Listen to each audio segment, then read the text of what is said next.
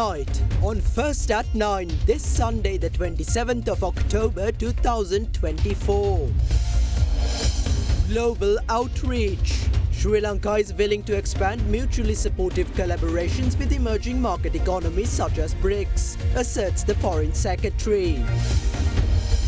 Invention to innovation. Sri Lanka needs more GDP allocation for research and development, stresses experts. Calls for collaboration between academia, industry and the government.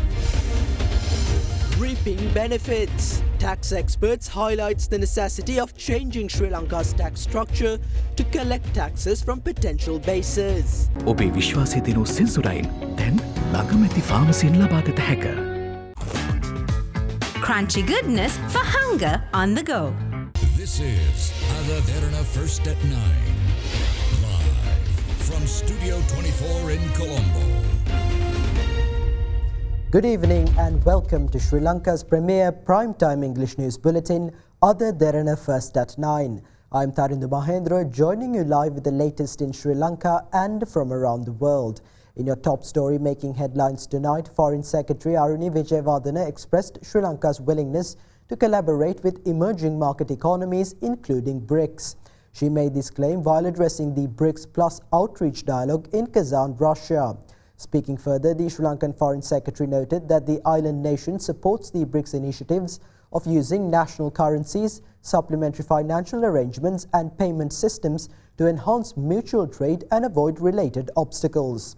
Vijayawardena highlighted that Sri Lanka considers BRICS an opportunity to be a stakeholder in the global decision-making process that ultimately affects the lives of the Sri Lankan people. Earlier this week, a delegation led by Foreign Secretary Aruni Vijayawardena visited Russia to participate in the BRICS Plus summit in Kazan. The Foreign Secretary's visit came against a backdrop where the island nation has formally initiated the application process to join BRICS and the new development bank, a multilateral development bank established by the BRICS states. During her visit, Vijayawardena also represented Sri Lanka at the BRICS Plus outreach dialogue, which was chaired by Russian President Vladimir Putin. Пожалуйста, Шри-Ланка.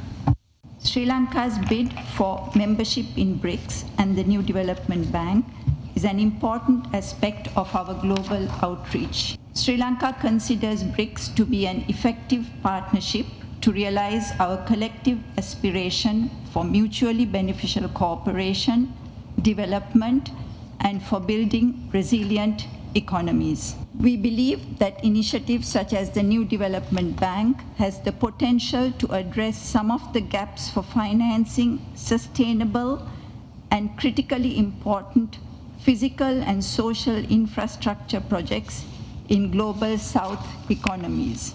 Against this background, BRICS leaders have prioritized expanding trade, investment, economic partnerships, and people-to-people contacts to enhance growth and to generate tangible benefits for our people. As we stabilize following a deep economic and debt crisis and gradually rebuild external buffers, we support the momentum in BRICS for the use of national currencies, supplementary financial arrangements, and payment systems in mutual trade. Excellency, Sri Lanka's strategic maritime location in the center of the Indian Ocean, where the busiest east-west sea lanes of communication operate, and its digital and human resource infrastructure will be a unique value addition to the BRICS framework. The country is positioned to be a major trading hub and offers valuable maritime infrastructure, including world-class port and transshipment facilities for a blue economy.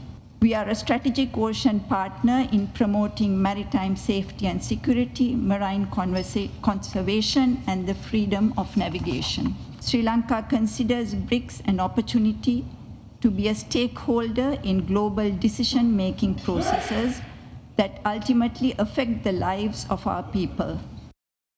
Horizon Campus 2024 Intake 2. Register now. පිරිපුන් ජීවිතයකට ඔබ සමගින් පෙරට Union Assurance. Welcome to Cinnamon Life, South Asia's biggest entertainment hub, where awe awaits. කාගෙත් ප්‍රියතම Maliban biscuit දැන් 30ක් සීනි අඩුවෙන්. රස දන්න කාටත් Sadaharita Plantations Limited, celebrating 22 years of your trust. Chief Innovation Officer of the National Innovation Agency, Professor Ajit Dialvis, is of the view that Sri Lanka should allocate more funds for research and development in order to achieve higher levels of economic growth. Addressing an event in Colombo, Professor Dialvis noted that Sri Lanka needs the collaboration of academia, industry and the government to improve innovation and commercialize research. A public lecture themed military innovations and its contributions to national security, organised by the Institute of National Security Studies, was held recently at the Defence Headquarters Complex in Sri Jayawardhanapura Kotte. The keynote address was delivered by Chief Innovation Officer of the National Innovation Agency, Senior Professor Ajit Dialvis. Research into rupees is one of our themes. We must do that. That is when the economy sees what we have done. So we are seeing in places how things have happened but fall short of monetizing it. And we push on all fronts to enable that to happen, because that's probably something we should take as our responsibility. So stressing that the academia, industry and government, just think about it, coming together. Why it needs to be practiced? Because we see the reverse in action most of the time. Universities go in their own direction, industries go in their direction. The only thing we are not doing is coming together and having that open dialogue and forging partnership. And government, on the other hand, by creating this, gets their problem solved. That's what we want to happen. Research generates knowledge. We need a formal system because we need to have the volumes. We need to accelerate the knowledge generation. We need to look at the protection. And this protection really generates wealth. Your activity, your knowledge, your work has generated wealth for the nation. And that's what we are looking at. At the moment, we cannot say Sri Lankan wealth is generated through that process. This is solid wealth because your competitiveness grow up while creating wealth. Other wealth can be kind of like transitional. Tourism wealth, day in, day out, may not be that solid. So that's the point to address. So when that wealth is created in a nation through this mechanism, the system plows back portion of it back to the research part. And why I stress this, India of course has not really managed to that extent, but they are enshrined in the constitution. They try, but Korea, Japan, Israel leads in the percentage of GDP in R&D. National R&D contribution from the GDP, 4.5%. You're talking about $1 trillion economies. They're putting lots of money in because they know the next knowledge cycle need to be keep going, which is not something we happen because we have not understood the value of this process for this wealth. So we have seen a lot of times inventions. We see a lot of invention is the start. But invention is not innovation. And it is when innovation that you see results on the ground. That means what you have done is available to almost everybody. So that is the value chain. What has been our problem is we have not been pushing invention to innovation. Two systems we have this problem. Our national IP system is not that strong. So we now need to understand where we need to go and strengthen it, which Korea did from day one.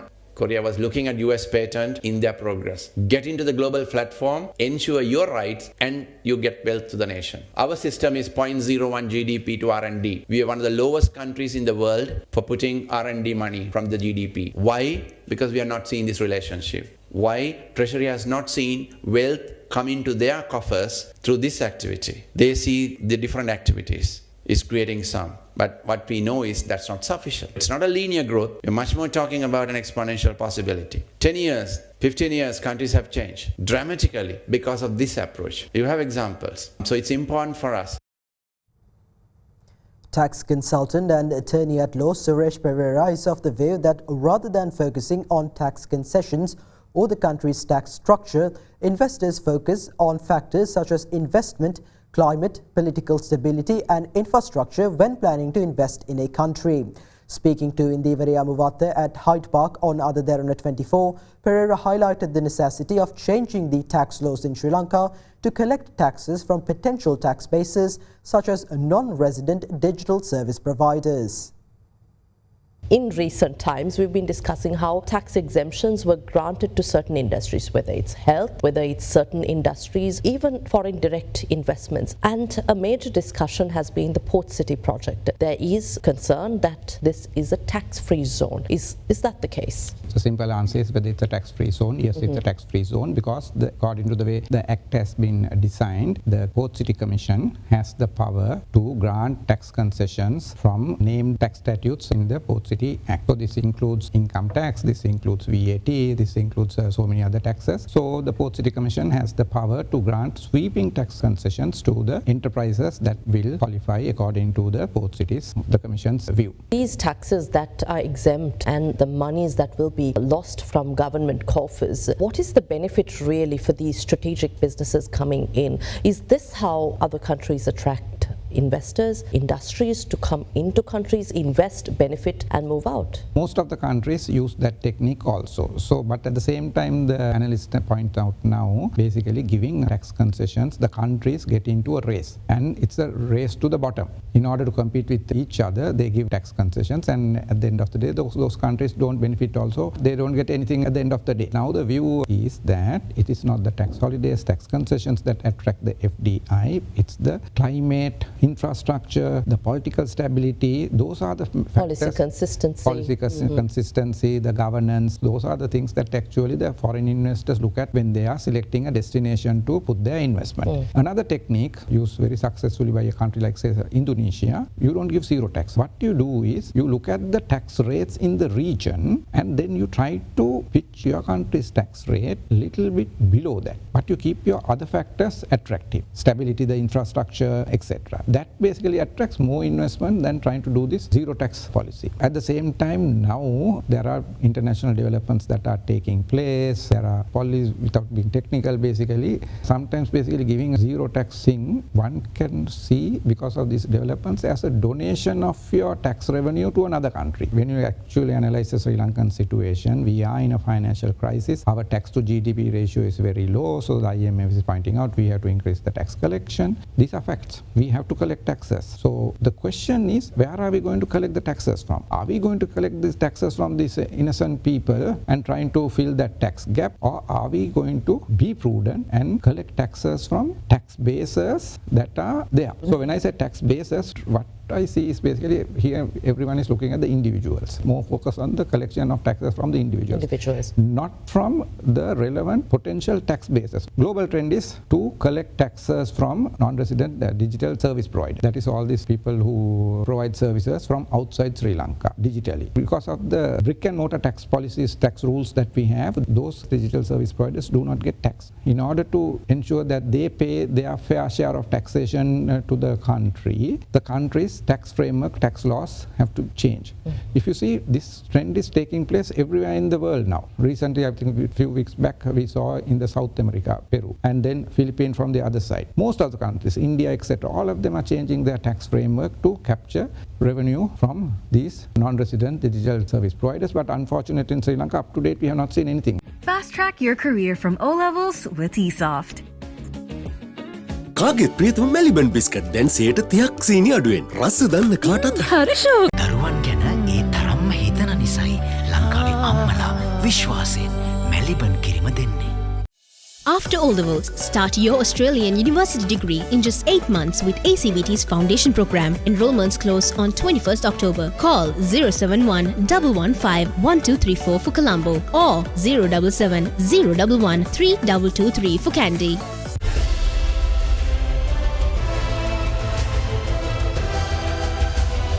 Sri Lanka decides 2024. President Anura Dissanayake vowed to eliminate the expenses incurred on behalf of former presidents and highlighted that no former president should be taken care of by the government. Addressing a parliamentary election rally of the National People's Power, the head of state emphasized that politics should be a public service, not an opportunity to secure privileges.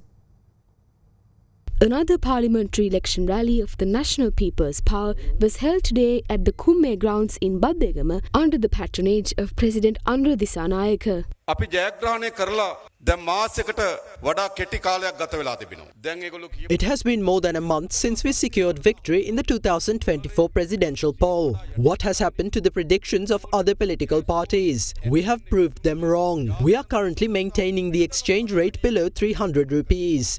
We did not let any gas or fuel shortages arise within the country. Not only that, but we have further strengthened the international relations we maintained during the past decades. Therefore, people people are aware that the predictions of other political parties are false. The people who did not vote for the NPP during the presidential poll will definitely vote for us in the parliamentary election. It is essential that the privileges granted to parliamentarians be diminished.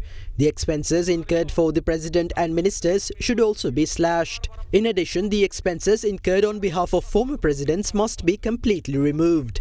A committee has already been appointed. Certain benefits were granted through circulars and others by acts. Some benefits were granted through the Constitution. This committee will implement measures to alter such circulars or acts accordingly following extensive deliberations. Afterwards, no former president will be taken care of by the government. They consider politics a privilege. It is not the people's duty to take care of the expenses of former presidents. We will repeal such laws immediately. This is not done out of revenge. But it is crucial that politics become a public service. This year's election is much different to those of the past. During the past, offices were set ablaze, disputes arose between parties, and motorcades were observed when an election grows closer. However, no such incidents have been observed during this election. For the first time in the country, the NPP government is holding an independent election this year. This indeed is a victory. ජාතික ජනබලවේගයේ ආණ්ඩුව තමයි ලංකාවේ පළමු වතාවට නිදහස් මැතිවරණයක් මේ රටට තහවුරු කරලා තියෙනවා. ඒවා ජයග්‍රහණ. Samagi Jana Balavege leader Sajith Premadasa says the incumbent government has failed to reach an agreement with the International Monetary Fund to amend Sri Lanka's tax system. Addressing a public meeting, Premadasa highlighted that in contrast to the incumbent government's failure to reach a consensus with the IMF, the global lender agreed to the SJB's proposal to amend the country's tax system during the discussions held prior to the presidential poll. A public meeting of Samagi Jana Balavege aimed at the 2024 parliamentary election was held this morning in Homagama under the patronage of party leader Sajith Premadasa.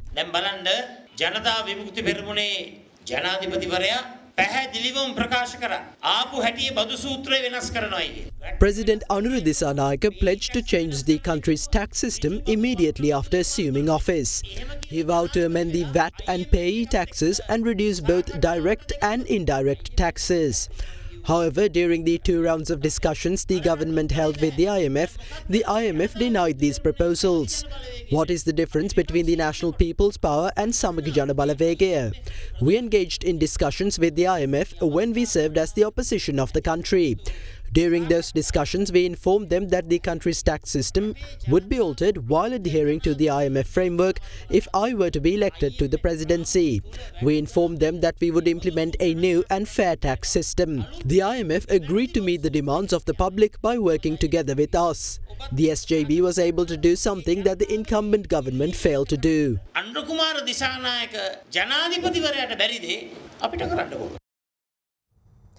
Former President Ranil Wickremesinghe asserts that the incumbent government must implement the state sector salary increment as a cabinet decision has already been made in this regard. The former president further emphasized that the government can allocate funds for the purpose through the vote on account. A public rally of the New Democratic Front was held in Negombo under the patronage of former President Ranil Wickremesinghe.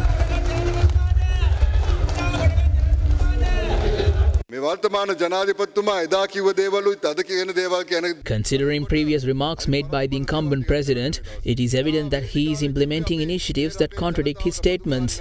He said he would not impose taxes. However, today taxes are imposed on items such as dal and Maldive fish. He is not clearly doing what he said he would. The president, who previously spoke of providing tax relief and easing the burden of the people, is now following the economic policy of Ranil Wickremesinghe. It has been a month since he started adhering to this economic policy and he is excelling in its implementation. We should be thankful to him for accepting the economic framework of Ranil Wickremesinghe.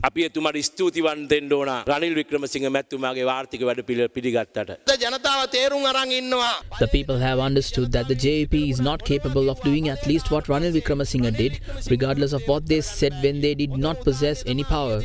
The best example for this is yesterday's poll. They have lost votes by 2.5% within a month. The people have accepted that they do not possess a proper plan. වැඩපිළිවෙලක් මේගොල්ලන්ට නැහැ කියන එක ජනතාව පිළි අරගෙන තියෙනවා. අද මම මෙතෙන්ට එන්නේ අලියට ඡන්ද කියන්න නෙමෙයි. I did not come here to ask you to vote for the UNP. I am here requesting that you cast your vote for the simple gas cylinder. What we say is that our politicians who are experienced should be given a majority in parliament. If not, queues will once again appear across the island. They are asking me to stay home if I lost. I lost and I accept it. It is clear that a majority of voters did not vote for me and I lost. However, a majority did not vote for him either. He did not manage to secure 51%. What is the difference between him and myself? I am the former president who did not manage to secure a majority, while he is the incumbent president who also did not manage to secure a majority. They say I am obstructing them. How can I do so? The president said I created a media spectacle regarding the public servant salary increment. He eventually said he will take necessary measures in this regard. There are numerous expenditure headings such as for health, education and so on. Funds are allocated for each sector through the budget or through a vote on account. However, they say the former president did not allocate funds. Funds should be allotted from the expenditure heading. Funds are allocated under the 2025 appropriation bill. It is not possible to allocate funds for 2025 under the 2024 appropriation bill. Don't you know this? The president as well as Minister Vijitha Herath noted that they will pay attention to this matter. That is not sufficient. A cabinet decision has been made and you must execute it. ජනාධිපතිතුමත් කිව්වා විජිත හේරත් ඇමතිතුමත් කිව්වා මේ පඩි වැඩිකරණය ගැන අවධානය යොමු කරනවා කියලා. මේ ඒව වැඩක් නැහැ. කැබිනට් තීන්දුවක් ගත්තා ඒක ක්‍රියාත්මක කරන්න කියලා මං කියනවා. Sarva Jana Balaya leader Dilip Jayavira says his alliance expects to establish a fearless opposition capable of directing the government away from corruption. Addressing a parliamentary election rally of the Sarva Jana Balaya, Jayavira asserted that President Anura Dissanayake and his political camp failed to eradicate corruption from Sri Lanka, despite attempting to do so during nearly 30 years in parliament. The Katan electorate meeting of the Sarva Jana Balaya was held this morning under the patronage of party leader Dilip Jayavira.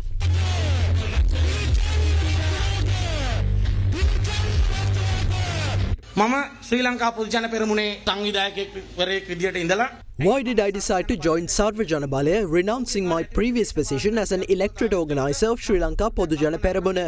Following the political confusion of the recent past, I contemplated whether to continue in politics or not. We identified a leader who has a clear vision for taking his initiatives forward under the opposition. ආණ්ඩුවක් ගත්තම කොහොමද මේ වැඩපිළිවෙල ඉස්සරහට කරගෙන යන්නේ කියන දැක්මක් තියෙන නායකයෙක් අපි දැක්කා. අද දිලිත් ජයවීර මහත්මයාගේ ගම්පහ ආගමනයත් එක්ක As Dilip Jayavira commences his political journey from Gampaha, other political parties seem to fear him. Other parties in the opposition have fallen into a situation where they have stopped canvassing and holding meetings. All that is left is the National People's Power and the Sarva Jana Balaya. We do not intend to create problems for the NPP and obstruct their operations. However, we are well aware of how far they will be able to proceed. This is why we have to spread the Sarva Jana Balaya's political vision through the nation as soon as possible. ලයි කඩි මුඩියේ සර්ව ජන බලය රට පුරා දියත් කරලා ඒ දේශපාලන ව්‍යාපාරය ගොඩනගන්න අපි එන්නේ එඩිතර විපක්ෂය හදන්න. We are attempting to establish a fearless opposition. We urge the parliament to help regenerate ethical politics which this country has lost. We do so only with a view to uplifting Sri Lanka's standard as a third world country. We see the necessity for a change in this culture as well as to end corrupt politics. The JVP, including Anura Dissanayake, failed to eradicate corrupt politics despite attempting to do so during nearly 30 years in parliament. They have become a part of corrupt transactions and have approved corrupt transactions. We are attempting to enter parliament to show them the path which deviates from corruption. ඔවුන් දූෂිත ගනු අනුමත කරලා තියෙනවා. ඔවුන්ටත් අදූෂිත මාර්ගය පෙන්වන්නටයි අපි පාර්ලිමේන්තුවට යන්නේ. Thereafter, the Minuwangoda electorate meeting of the Sarva Jana Balaya was held under the patronage of the alliance's leader Dilip Jayavira. අපිට අවශ්‍ය වන්නේ දීර්ඝකාලීනව ඔබත් එක්ක සහෝදරත්වයේ ආදරයේ සෙනෙහසේ දේශපාලනයක් කරන්නට. We expect to engage in politics for an extended period while maintaining good relations with you. We propose that President Anura Dissanayake work with us to eliminate all privileges of politicians. Let us work towards rendering an efficient service to the public. This is the type of opposition we are attempting to establish. ජනතාව වෙනුවෙන් සේවය කරමු. මේ විපක්ෂයයි අපි ලංකාවේ නිර්මාණය කරන්නට හදන්නේ.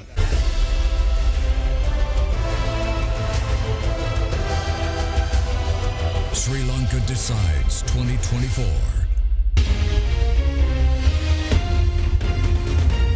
The Alpitia Pradesh Sabha election, the first election to be held in Sri Lanka after the 2024 presidential poll, concluded yesterday with the National People's Power securing 15 of the local government bodies' 30 seats by claiming approximately 47.5% of the valid votes. Samagi Jana Balavege claimed the second most votes and secured 6 seats. During the local government election held in 2018, the election for the Alpitia Pradesh Sabha was not conducted due to the Supreme Court issuing an interim injunction following the filing of a petition regarding the rejection of the list of nominations of a political party contesting the election. However, following the Supreme Court issuing the final ruling regarding the matter, the Alpitia Pradesh Sabha election was held on the 11th of October 2019. Accordingly, following the completion of 5 years from the previous election, polling for the Alpitia Pradesh Sabha election was conducted from 7 am to 4 pm yesterday. Polling was conducted at 48 polling stations and 55,643 individuals were eligible to cast votes. 8 recognized political parties and an independent group contested to elect 30 members to the local government body of Alpitia. Following the conclusion of counting of votes, the election result was announced last night at the Galle District Secretariat. Accordingly, the National People's Power won the election, securing 17,295 of the valid votes and 15 of the local government bodies' 30 seats. Samagi Jana Balavege claimed 7,924 votes and 6 seats. Sri Lanka Podujana Peramuna secured 3,597 votes and 3 seats, while the People's Alliance secured 2 seats with 2,612 votes. The independent group also secured 2 seats by claiming 2,568 votes. The People's United Freedom Alliance and the National People's Party, which secured 1,350 and 521 votes respectively, secured a seat each. The National People's Power won 15 of the local government bodies' 17 constituent divisions, while Samagi Jana Balavege won the 2 remaining divisions.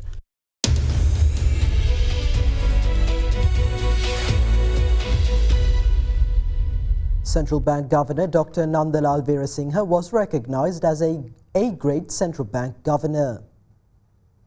The Central Bank Chief received his award at the 2024 Best Banks Award ceremony, which took place at the National Press Club in Washington, D.C. In August this year, the Global Finance magazine released the names of central bank governors who earned the highest grades in the Central Bankers Report Cards 2024. Central Bank Governor Dr. Nandalal Veerasinghe was among the A-grade central bank governors listed by the Global Finance magazine. And with that, we wrap up tonight's edition of First at 9. Thank you for joining and have a good night.